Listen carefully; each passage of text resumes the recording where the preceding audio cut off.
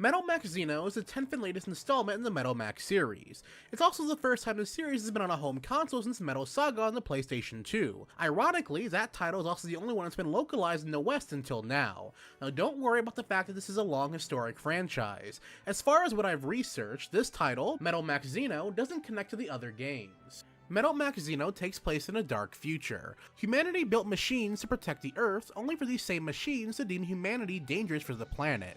100 years have passed, and machines have seemed to have wiped out almost all of human life. The game stars you, the last monster hunter who cares nothing more about the destruction of these machines, and will do whatever it takes to destroy them. Along your war-torn path, you will meet other people who decide to help you in your quests. The game's writing is okay at best, and at its worst, it's just... why?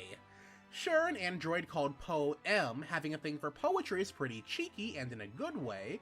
However, on the flip side, when you rescue Tony, a woman, she decides she wants to join in on the fight.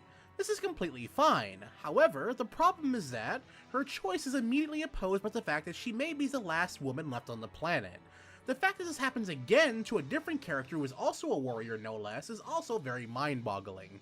Exploration in this world comes in two parts: traversing the overworld and going through the ruins. Going through the overworld is pretty easy. Despite looking like an open world, it's incredibly linear, like hallway-esque linear. This isn't a huge issue as it does provide you a sense of progression when you look at the map, but of how big the map is, having everything sectioned off is a bit of a shame.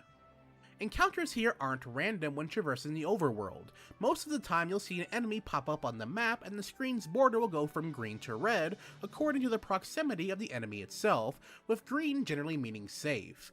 The closer you are, the higher chance of a battle breaking out with it will be.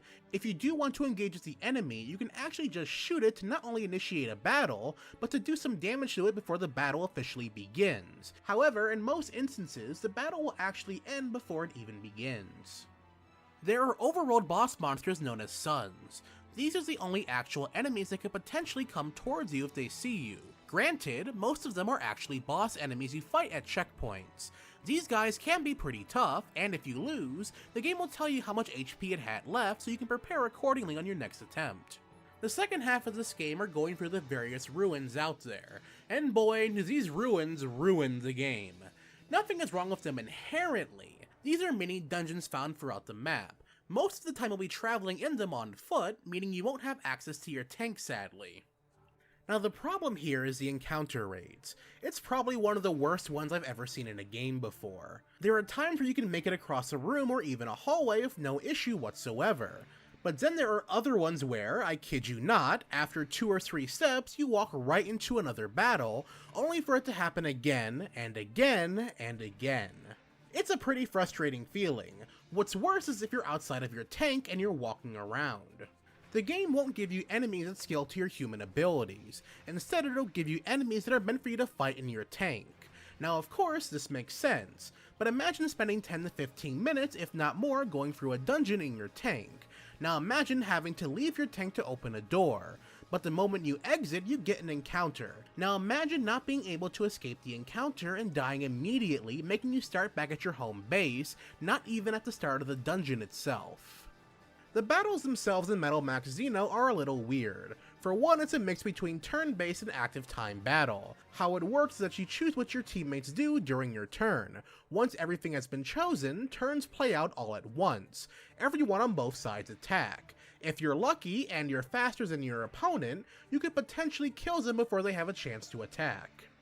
In the end though, it would have been better if it chose one or the other as its battle system.